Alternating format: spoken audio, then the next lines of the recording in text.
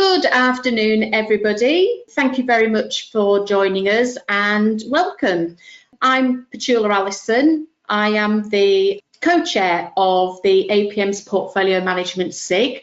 And this webinar today is really driven by what happened during lockdown and really wanting to give real life examples and a case study from our world, and that world is the Yorkshire Building Society. So this webinar is called Keep Calm and Carry On, how to run a data migration in the middle of lockdown. So the session, Andy will be talking to us for about 30 or so minutes. Without further ado, I'd like to introduce you all to Andy O'Dell. He is the Portfolio Delivery Manager at the Yorkshire Building Society, and he'll be talking you through his experience and doing this data migration in the middle of lockdown. Over to you, Andy. Thanks very much, Petula, and afternoon, everybody. Thanks very much for taking your time to come and join today, and hopefully some of the stuff I've got to talk you through over the next half an hour, 40 minutes or so will be of use and might spark some good questions and debate afterwards. So looking forward to some of those at the end of this session. So got a number of slides that we'll chat through now, and let's kick off. So a quick introduction. As you may guess from my voice, I'm not originally from Yorkshire, from London originally. Came up to Yorkshire in the late 80s for university and stayed here ever since. Started my working life in the Yorkshire Building Society, actually, in its original stockbroking business back in the late 90s before moving across to the Halifax and then on into HBOS and Lloyds Banking Group. Over that time, I went through a kind of development cycle myself, through kind of business SME into project management roles, then into program management. And my time there was primarily spent in the kind of stockbroking, wealth and investments world. So that was kind of high technical activity, but my focus was always on kind of business side project management. So it was quite an interesting environment to be working within.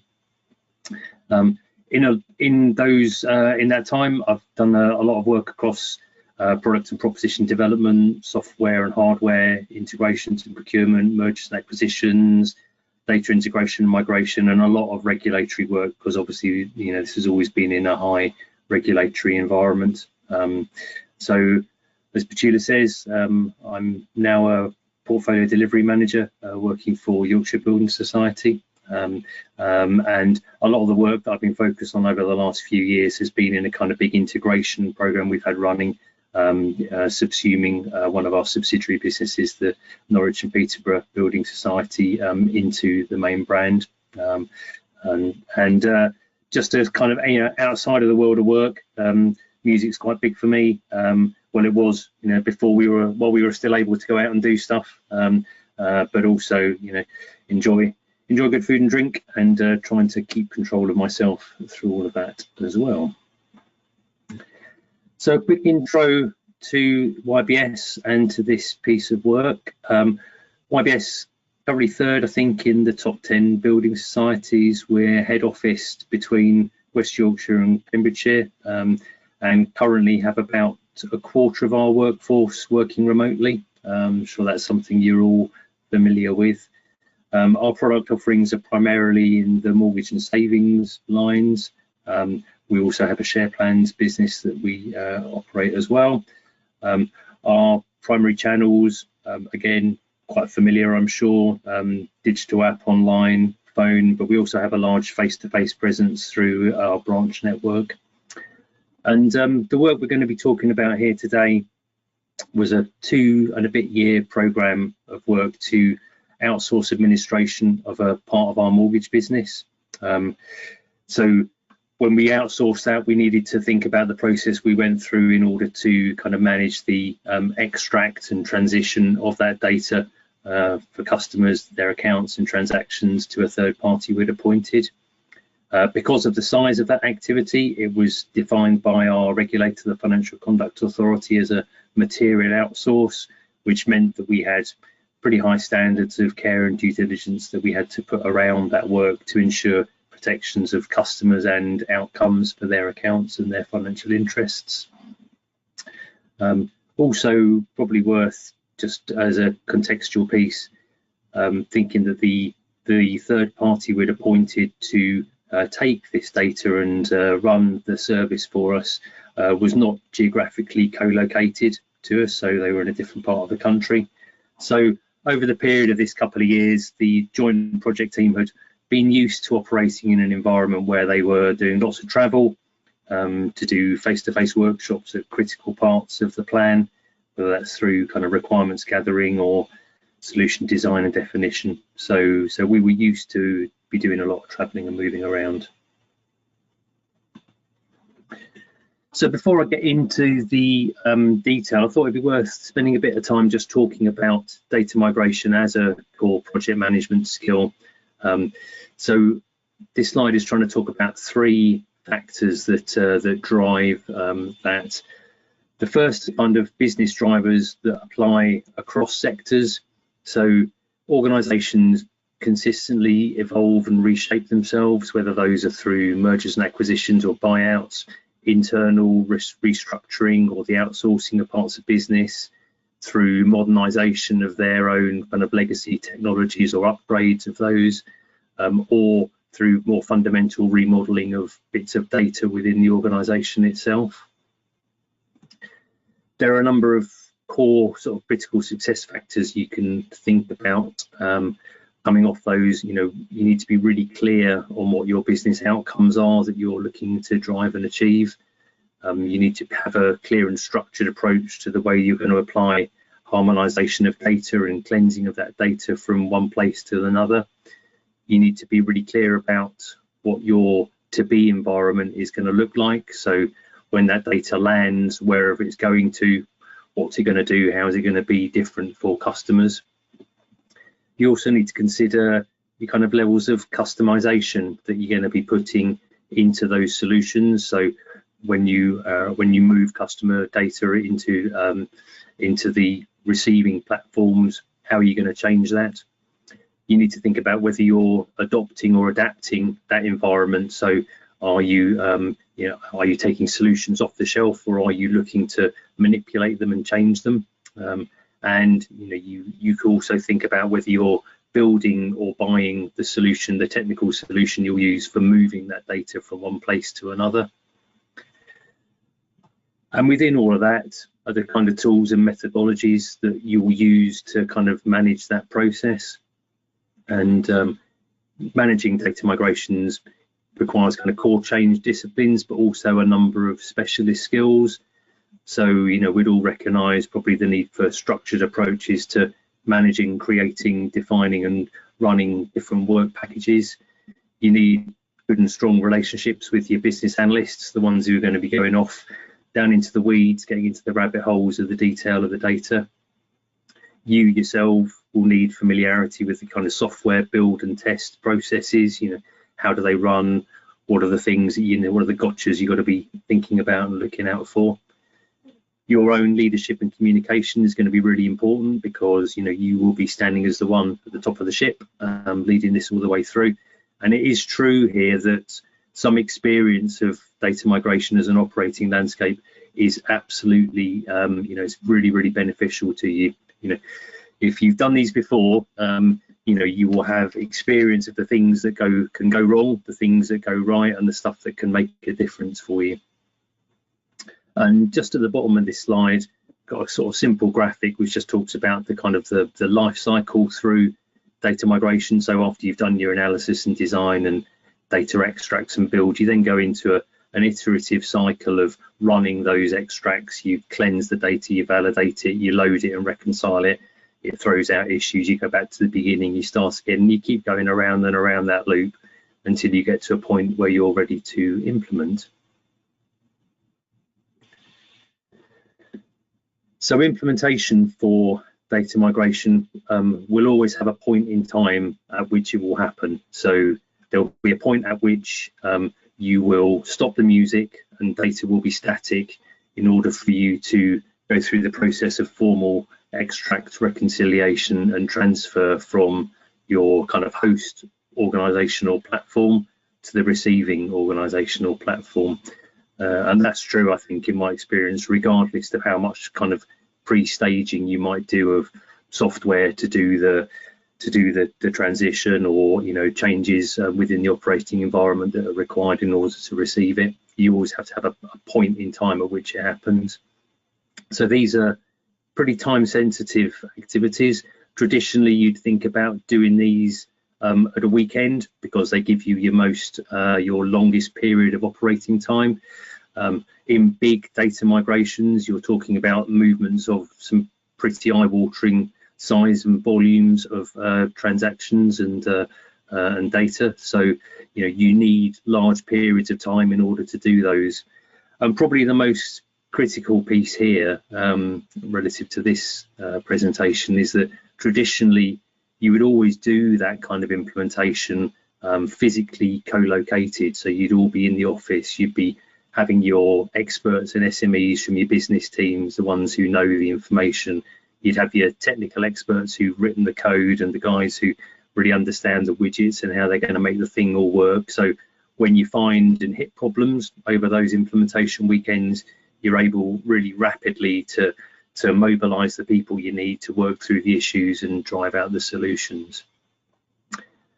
So the problem that we're going to be looking at here is quite obvious.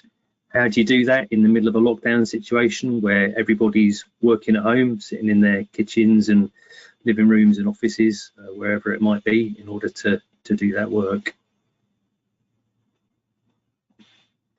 So this piece of work, before we get into the lockdown question, faced a number of challenges that we'll probably recognise around the call, but we'll just talk them through, and they kind of fall into four kind of categories: quality, scope, time and budget. So just moving slowly through these. In quality terms, we had issues around the movement of the critical path and problems around the quality of delivery. We also had issues around the need of very high levels of demand for domain specialists, people who are going to make the difference for that piece of work. Issues with discrete parts of the technical solution, and squeezes of the actual durations of testing that were available to us.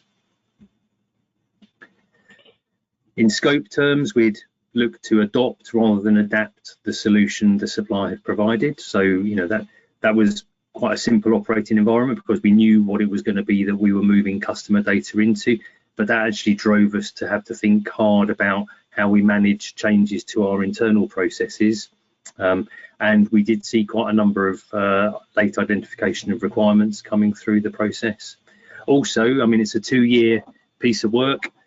People come and go, they move out of roles, people come and change, and that change of personnel can happen over that kind of period of time, which also can influence the way that your program works. Our time pressures were pretty specific as well. We talked about the fact that this was a component of an integration piece of work. So the milestones we were working to were driven by our need to kind of manage redundancies in certain parts of the business. So we had people's interests, their livelihoods, their futures were being impacted by the work we were doing here. These are very real personal issues.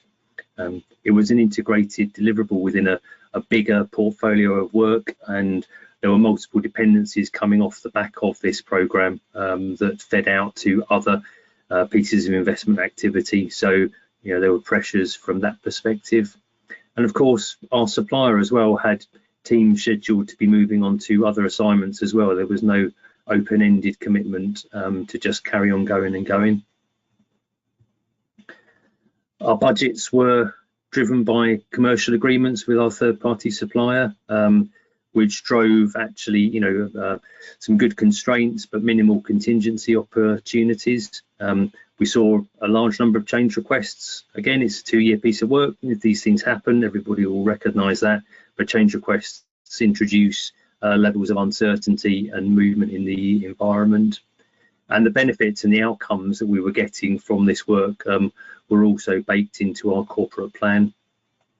So if those are the kind of challenges we saw in the operating environment, that's all fine. But towards the back end of 2019, we started seeing those manifest themselves as issues within our delivery plan, which caused our delivery to be subject to some fairly material risk and required us at the end of last year to go through a full replan of that activity. So what were our outcomes then that we managed to achieve? So in simple time terms, December last year, we'd gone through that replan basis, and in May this year, we managed to complete that data migration. So let's just step through the time.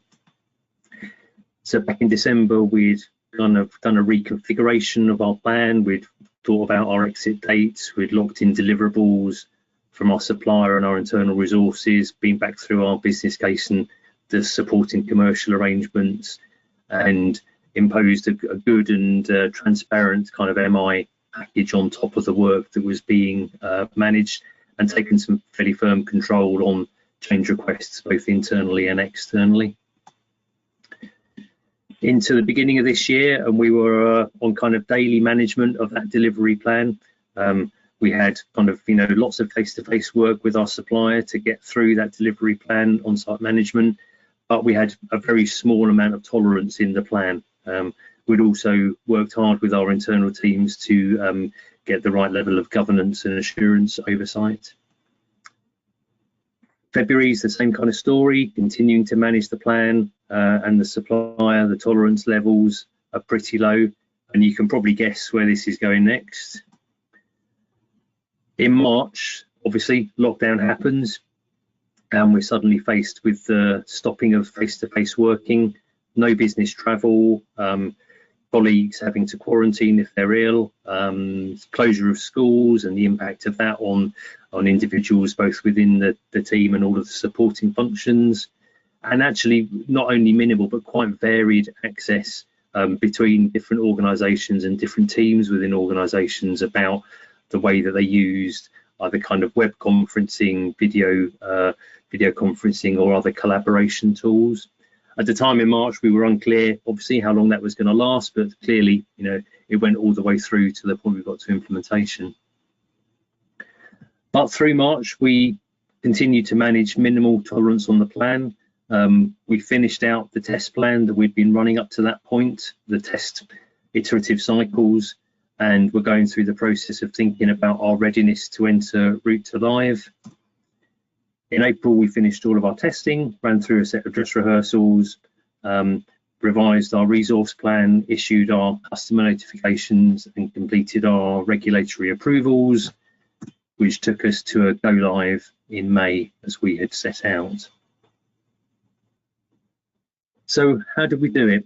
So let's run through a number of lenses that I think are probably worth considering. And the first is customer outcomes coming first. So there's our friend Dilbert in the corner. Our highest priority is satisfying our customers, except when it's hard or unprofitable or we're busy.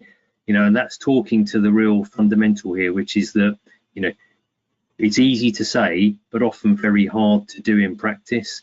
So a few things that we kept in mind, we had to be really clear on how customers would experience the transition and where those may cause problems. And we needed to revisit that on a regular basis. As we revisited it ourselves as the accountable party, our supplier needed to remain clear about how we were expecting customers to be treated and how their outcomes were being managed. And from those, we drove out a series of pretty clear milestones for our communications and the supporting quality tolerances that needed to be in place before we were comfortable to allow the release of information to customers. Getting into the implications for lockdown, well, this was a mortgage book that we were moving, and clearly lockdown and furlough drove huge levels of customer uncertainty. Large numbers of customers put into a position where they were applying for mortgage payment holidays. And so when you go back to thinking about our need to validate that the the transfer of business was safe under the material outsource rules the regulator puts in place, we had to be confident that we understood how those changes in the external environment impacted our customers and how we could assure to our own organisation that there would be no customer detriment.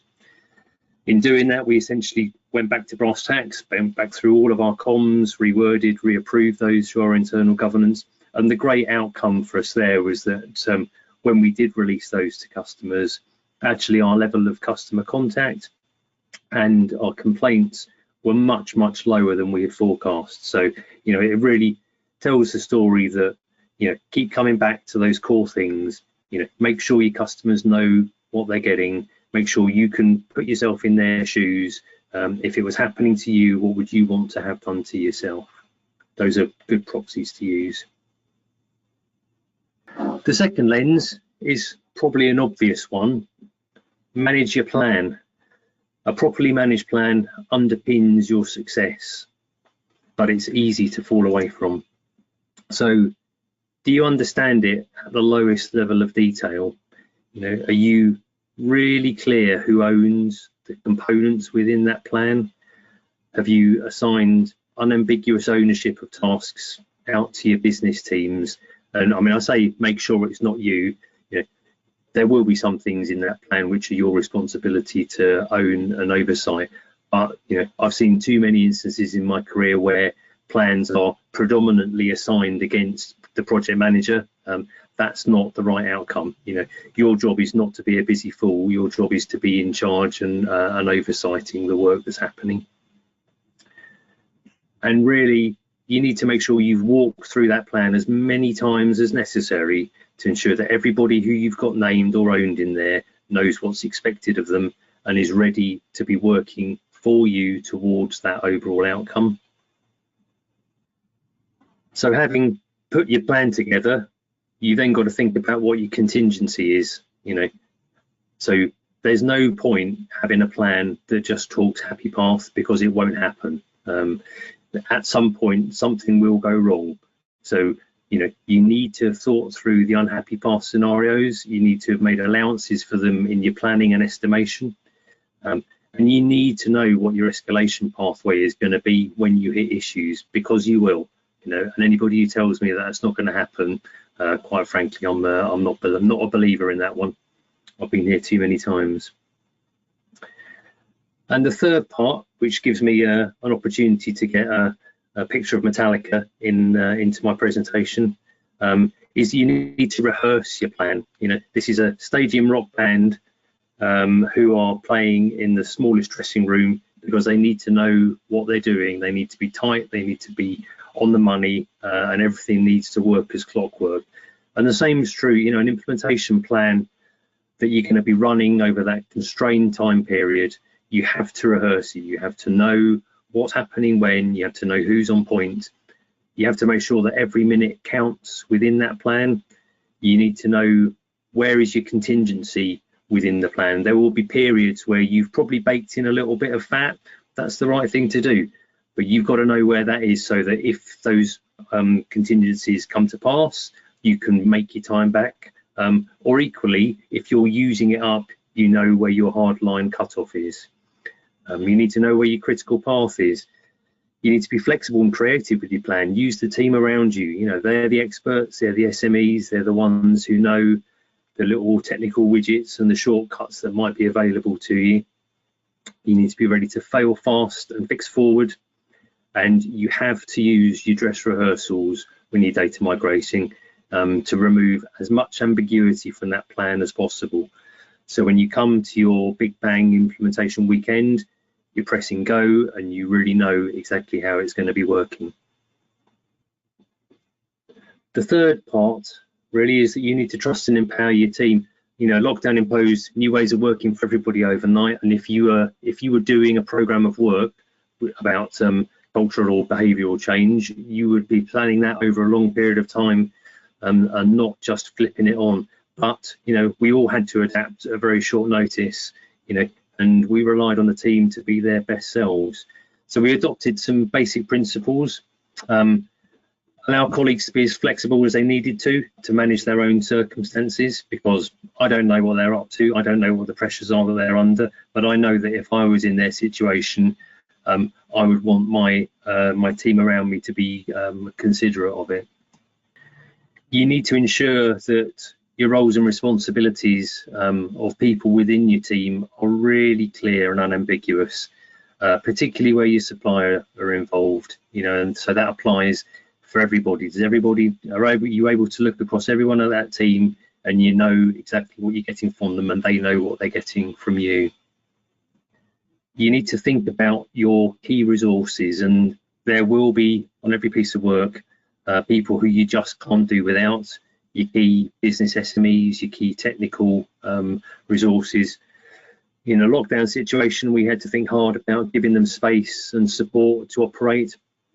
If they needed time to self-isolate, or if they needed to be on their own, if they needed to be given the flexibility to have whatever equipment they needed to work from home, you know, we needed to ensure they had access to that, because without them, the plan would not have been able to be completed.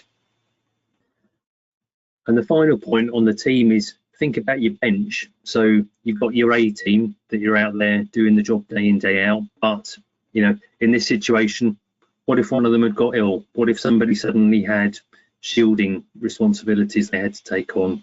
What if there were suddenly additional childcare activities that meant they were unable to be full-time? So we had to go back through our key resource profiles, think about the backups, who were the people that were going to be shadowing them.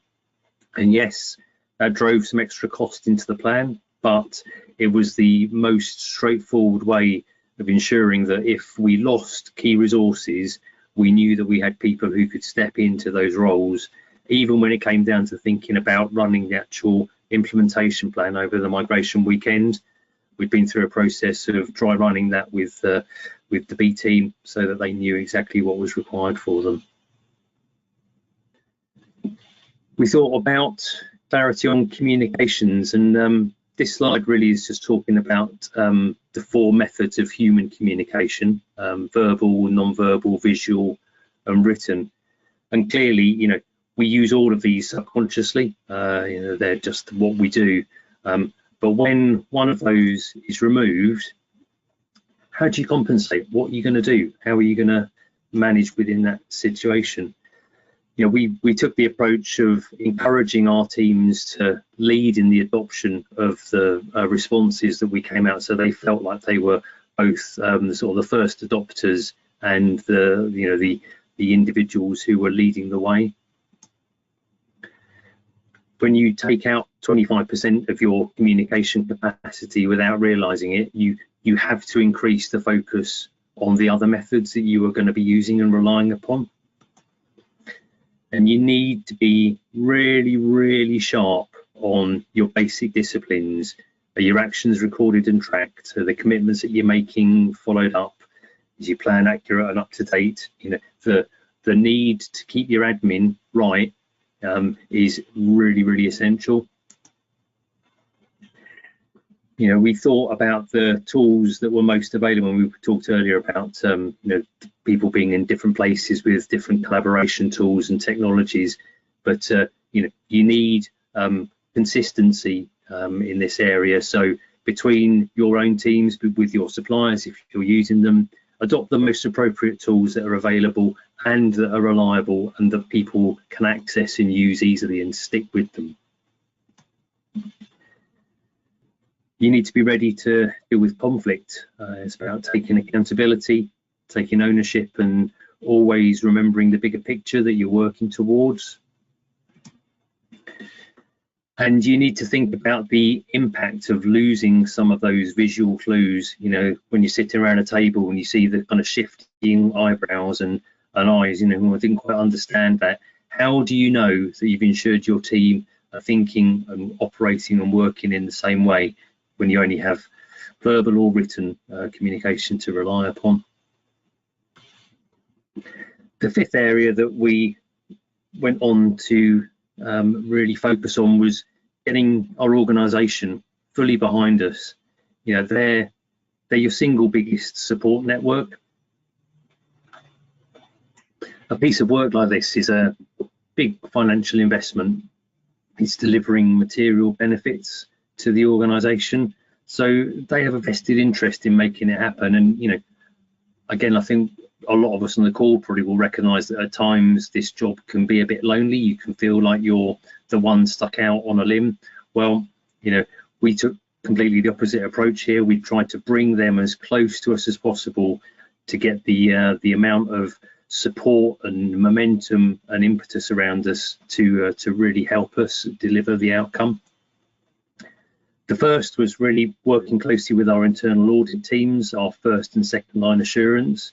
So not only did they understand the work in quite a lot of detail that we were involved in, they really got the risks that we were managing, and they understood the things that we needed to enable our success. Secondly, we thought hard about the role our executive sponsor took. They needed to be close to the detail, and it's again, exec sponsors can be very close to you, they can be very distant from you. In this environment, we took active steps to bring them in and close, because they have a critical role influencing within your organisation and outside if you're using suppliers. So you want them in tune with you, and you want them as your biggest advocate, and they need to challenge you in the things that you're doing, and it's right and proper that they do so. But through that challenge process and through focus on the detail and understanding the sort of the compromises and the constraints that you're operating within, having them batting for you is a massive bonus. And the third, really going to the top of the tree, is your executive committee. They're accountable to your board for that investment spend and the realisation of benefits that are coming from the work that you're doing.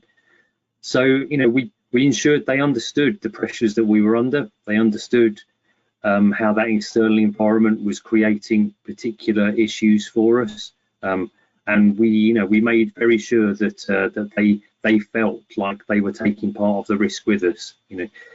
We didn't want to be in a situation where, again, we just felt exposed. And actually, it was a really positive and beneficial process, because having them fully supportive and working alongside us, both made you feel like you had the right level of air cover for the work you're doing, but it made the team feel very special as well. The sixth area is working really, really seamlessly with your supplier. So if you're in a piece of work where your outcomes are dependent on collaboration with a third party, you've got to work to build that strong one team ethos. But what we're talking about here really is conflict resolution as a technique. So we all recognise those words, but actually, what does it mean in practice? Well, two different organisations working together are going to generate tensions. It's just a natural byproduct of the environment. As time reduces on your plan, some of those tensions can increase, and you've got to go into that open-eyed and be prepared to deal with it. We saw that amplified through the changes in working patterns and impacts on individuals through lockdown. So, we worked hard with our supplier, and, our view really was that we had kind of three angles and one red line that we followed. First was just to question whether, your level of trust was sufficient to allow them to lead you through the process. And if it wasn't, how are you going to deal with it? And at what point are you ready to intervene? Secondly, you think hard about who your trusted partners are within their organisation, and they would have done the same with us. They would have looked at us and thought, of a large number of people who are involved. Really, who are the key people that are going to make that thing happen? And we thought, about the importance of cheerleading, as I've called it, for the kind of standardisation of processes and practices. Two organisations will not have the same language. They won't always have the same processes, but the two organisations making these data migrations happen have to come in line and in step with each other for a period of time to ensure that they are completely locked in, and you can do that transition in a clear and consistent way. And our red line here was that when it came to quality, just about okay wasn't good enough for us. So, you know, it was really important that you think about the level of oversight that was in place, and, you know, the removal of that direct contact with the third party meant that we needed to increase the levels of oversight and governance control. We needed to be really confident that quality was there in order to ensure we were driving the right customer outcomes and we were meeting our own regulatory obligations. So coming round towards the wrap up, what have we learned from this piece of work?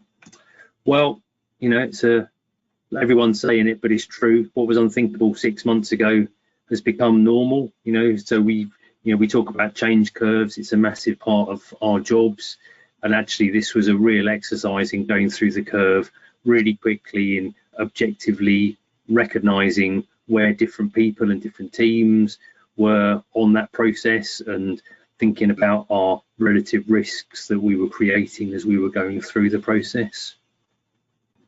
Change has never been this fast. It will never be this slow. You know, again, you know, long programs of work that stretch over multiple years, you know, they run the risk that they're going to be working and operating in an environment that is constantly shifting and moving around them.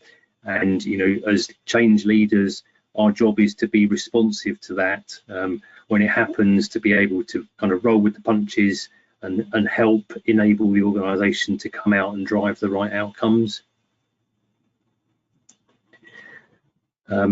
Nice little plug for the old APM there. So stick with your core disciplines. You know, you were taught them for a reason, and that's because they work. And regardless of the environment that you're in, actually, you know, the things we know about project management, the way we construct work packages, the way we construct plans, the way we define and lock in deliverables, those things do work. So, you know, keep it simple, keep back to the basics, and those will drive out the right outcomes for you.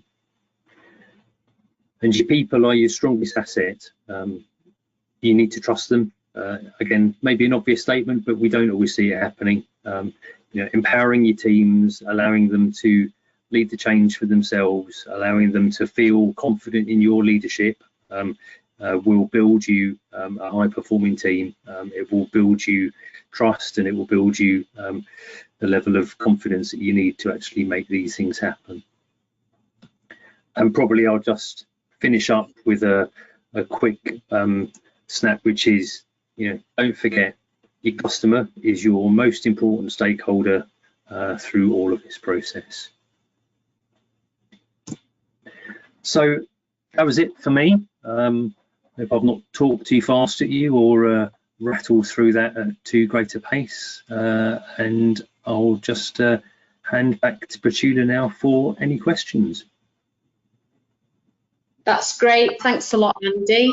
Yeah, we've had loads of questions coming in while you've been talking us through that experience. So just to kick off with an initial question about being prepared for the unexpected. I don't think anybody obviously anticipated what we've experienced, but what for you has been the biggest lesson of being prepared from your experience?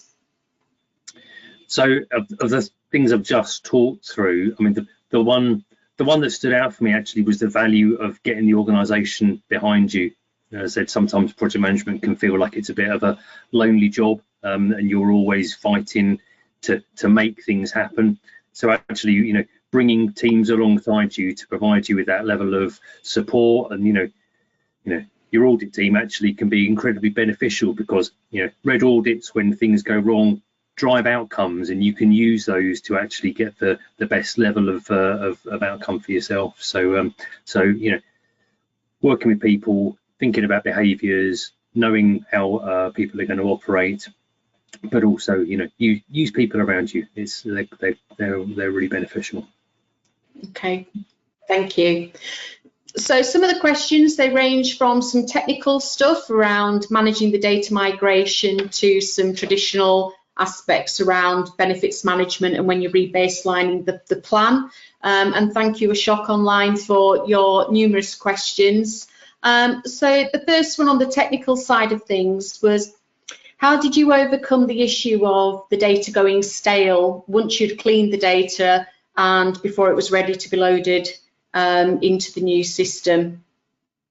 Yeah, so I mean that's through the iterative cycle that I showed in the diagram earlier. You know, you think of plans often as pretty linear, but really that iterative cycle is running almost all the way through to the point when you're doing your final implementation, even through the dress rehearsals, which were within the last 3 or 4 weeks before we went live.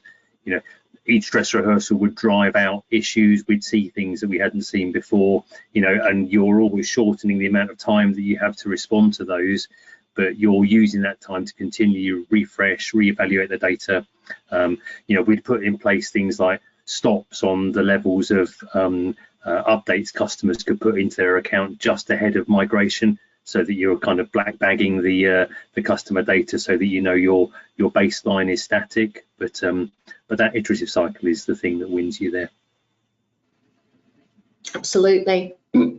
So when it came time to obviously revisiting the plan, and obviously it did get replanned, and before COVID actually hit, what did you actually do to revisit the benefits and understand what your success factors and criteria would actually be at that time? And did it change? So what did you do to re-baseline, and then how did it change?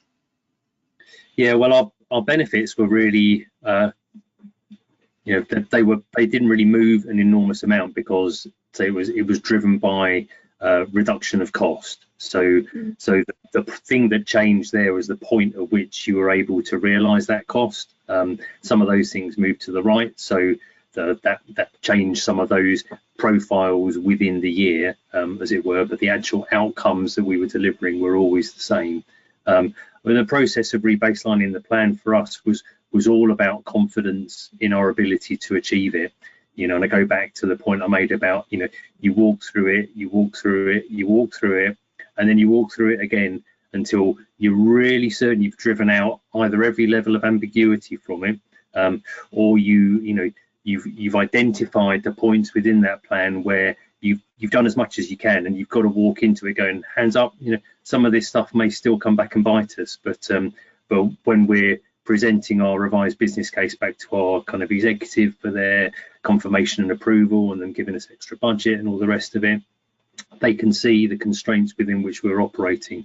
And my experience has always been that as long as you can show you're working, you can prove that you've done the due diligence and you've thought about it to the right level of and you've given it the right level of challenge, they'll be supportive of you. You know, as I said, these are material outcomes you're delivering for your organisation. So, you know, our roles are to challenge and ensure that we've done that to the best level of professionalism as possible.